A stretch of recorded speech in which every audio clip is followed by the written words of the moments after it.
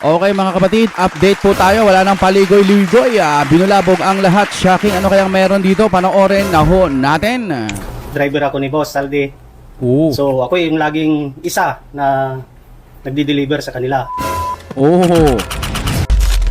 Narito ang Balitang Pinoy TV. Ito lang ang pinagtataka ko sa gobyernong ngayon eh. Kasi biruin mo, nagsasalita na tong mga to, hindi man lang mapagbigyan para man lang maimbestigahan. Kasi halata na pinoprotektahan talaga nila yung taga-kabila. Ano? Balitang Pinoy TV, nasa description yan. Update tayo mga kapatid. Topic Na po rin. natin ngayon ay yung mga issues na mga nangyayari sa ating bansa na mga hindi natin nagawa ng reaksyon, no? Especially itong driver nitong ni Zaldico kasi alam nyo, usapan natin dito, no? Galit na po ang taong bayan dito sa malawakang korupsyon dito sa administrasyong Marcos, no? Tapos si Bong Revilla lang nakulong. Parang scripted pa nga eh. Para sa akin lang naman, opinion lang naman eh. Parang scripted yung ginawa nila na pinakulong si Bong. Kasi si Bong Revilla, pero parang sanay na eh. Kasi nga nakulong na rin dati. Pero parang hindi masyadong agresibo na bakit ako? Walang ganun Ewan. Sa akin lang parang scripted. Yan lagi ang complaint ng taong bayan, no? Aside from the impeachment complaint na lagi nilang isinusulong, hindi naman yun ang gusto ng taong bayan na unahin nila. Ang unahin sana natin ay matuklasan natin kung sino ang mastermind dito sa pagpalawak nitong korupsyon na nangyari sa flood control. Kasi po, isang tao lang po o dalawang tao lang ang kontrolado nila ang pera kung yan ba ay ibibigay nila ito sa mga congressman, sa mga DPWH, di ba? Sila ang may hawak doon. Walang korupsyon kung walang pumirma. What do I mean by that? Maiiwasan itong mga korupsyon na ito kung walang pumapayag na kukurakutin ang pera ng taong bayan. Am I correct? Di ba? Oh. Ang dami sanang na-save na pera sa mga ninakaw kung binabantayan yung pera, pero kung hinahayaan lang ng administrasyon na manakaw yung pera natin, that's unconstitutional sa totoo lang, di ba?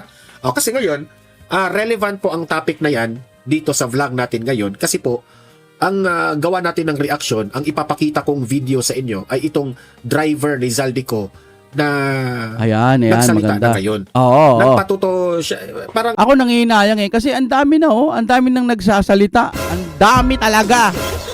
Kahit mga kababayan natin, halos yung vlog na rin nila, patungkol na rin po sa pagiging bangag ng administrasyon.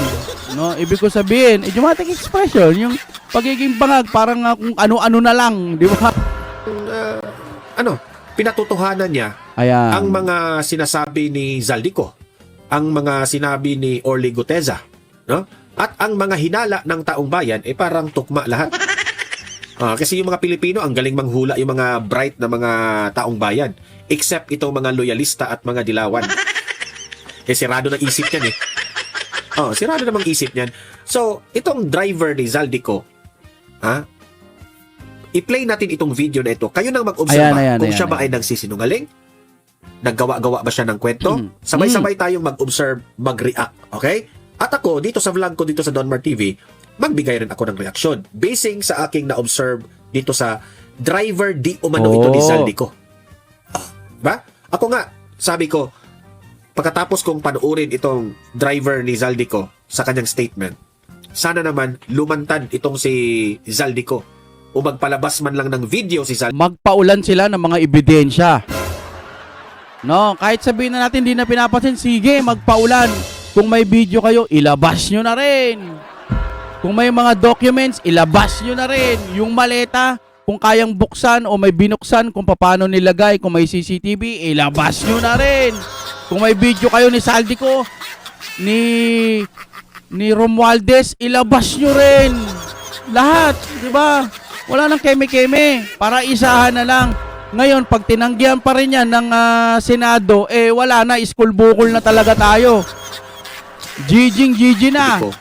Na patotohanan niya ang mga 18 ex-Marines at itong Ayun. driver o si Orly Guteza ay pinatotohanan na Zaldico itong si Orly Gutesa, di ba? O kung maalala natin. Pero meron pa kasing ibang mga lumantad na dapat i-confirm Oh. ni Zaldico na ito ay lahat ng totoo. Yes. Di ba? O, para ma-solve na natin ang problema ng bansa natin. O, eto, without further ado, okay, bago muna natin i-play yung video na yan, paki-like, paki-share itong Yes, video yes, na ito. mga At kapatid, i-subscribe ang Don Martin. Hindi ako magsasawang magsabi rin sa inyo na kung okay lang po, palike ng ating video kasi malaking tulong yan sa ating channel.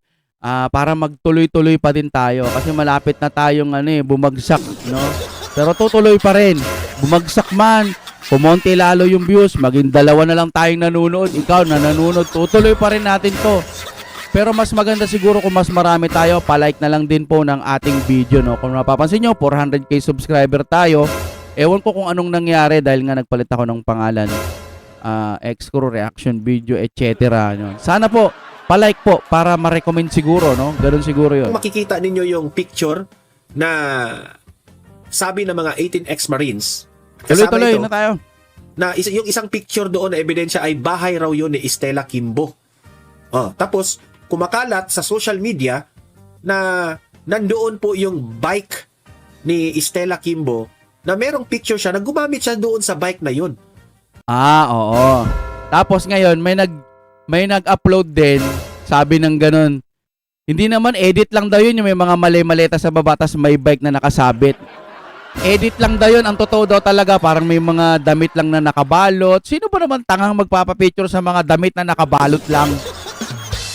Isipin nyo nga, napaka-ordinary kung pipicturean lang yung parang mga mukhang mga nakabalot-balot lang doon, tas picture.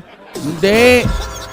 Yung mali-maleta, pwede talagang may chance na mas mataas na mapicturean nila na nandoon sila. Kasi nga, para sa kanila, wow, ang dami nito. Pero, sige, sa ano na lang natin picturean, sa maleta na lang. Huwag na natin ibulat-lat, no? Di ba?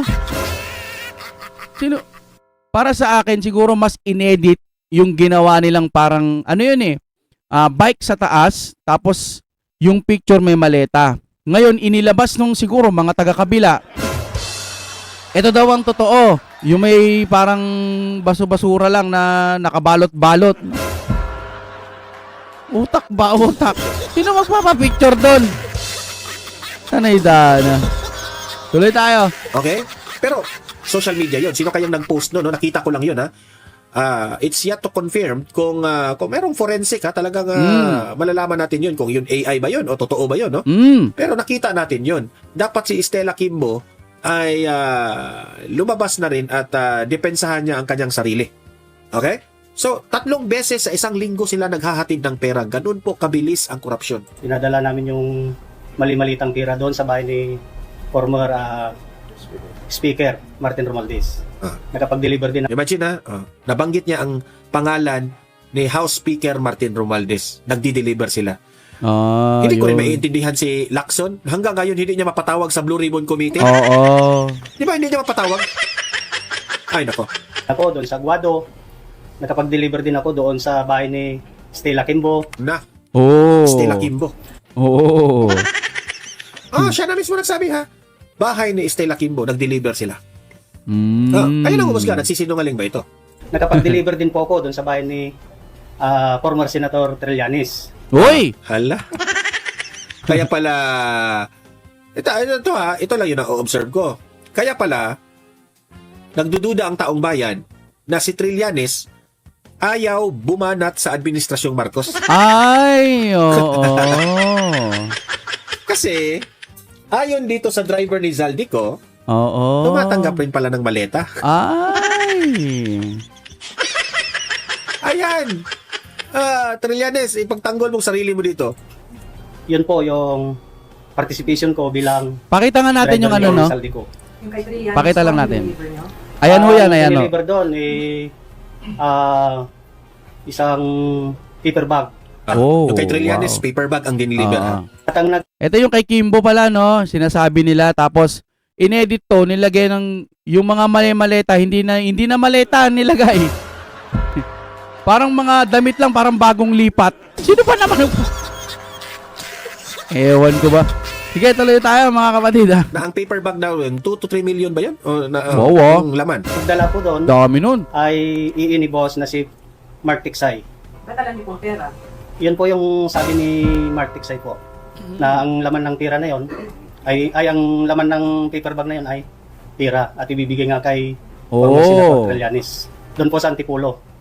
Oh. Dahil pag bago nila namin i-deliver yon, binibilang muna po yon.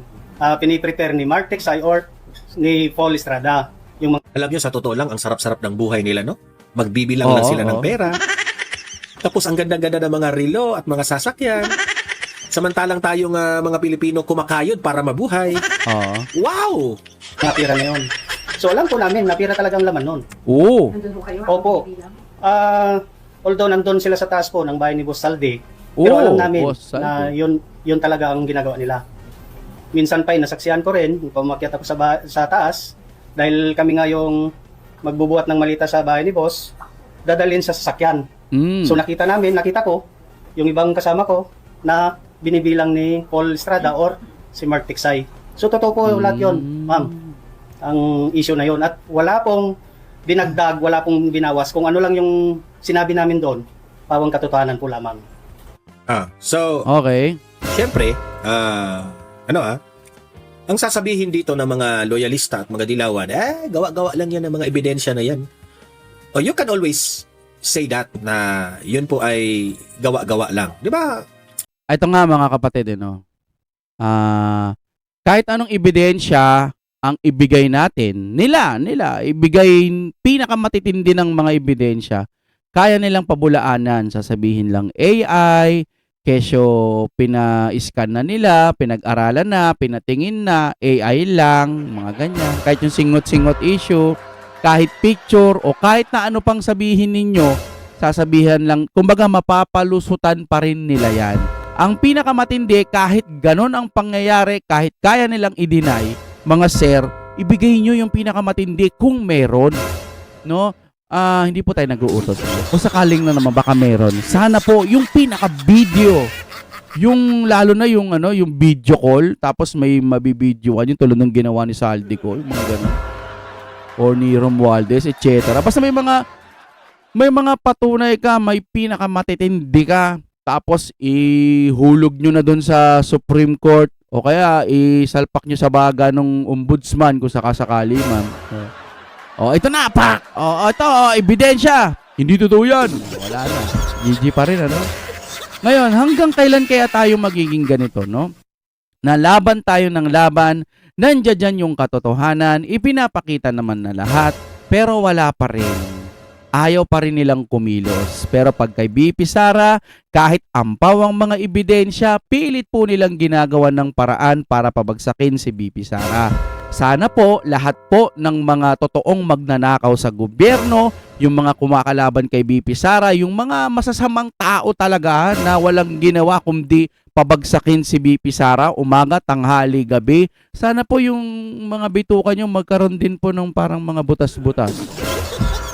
At madaman nyo yung pinakamasakit. Sa bagay, Diyos na ho ang bahala sa inyo. Sana po gabayan nitong Panginoon natin, ng ating Panginoon, itong Pilipinas. Kasi nga, wala Alam nyo, one miss, isang mali pang delikado, malamang baka madamay po tayo sa gera. Wag naman po sana. Wala na sa hulog talaga itong ating administrasyon ngayon. Hindi na maganda ang ginagawa niya. Yung mga kababayan naman natin, parang tanggap na lang Parang, ganun talaga. Korupsyon, ano bang mapapala natin dyan? Mayayaman ba tayo dyan? Pag pinakaialaman natin yan, wala na yan.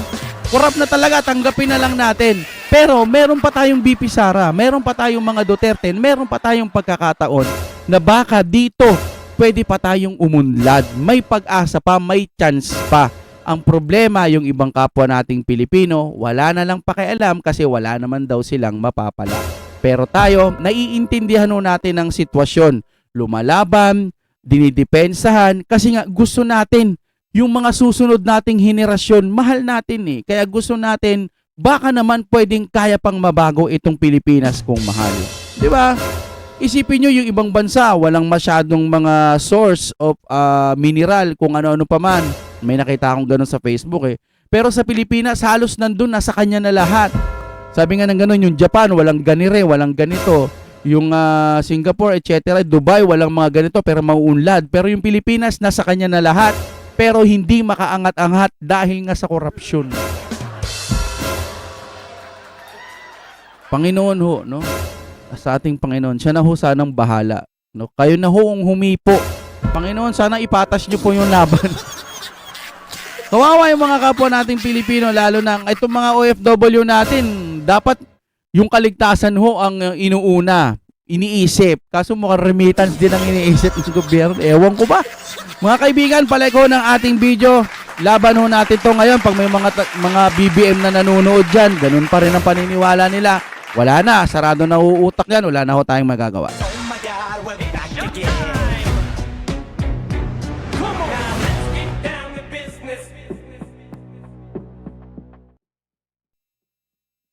Yan, syempre, ang ating reaction video ay atin sa inyo na... Kung gusto nyo naman ng mura na at mabilis na internet, nandito na ang Fiber ni Juan. Maaasahan, kaya tawag na. Baka meron na sa inyong lugar ang Fiber ni Juan. Alright, maraming salamat po sa inyong panonood.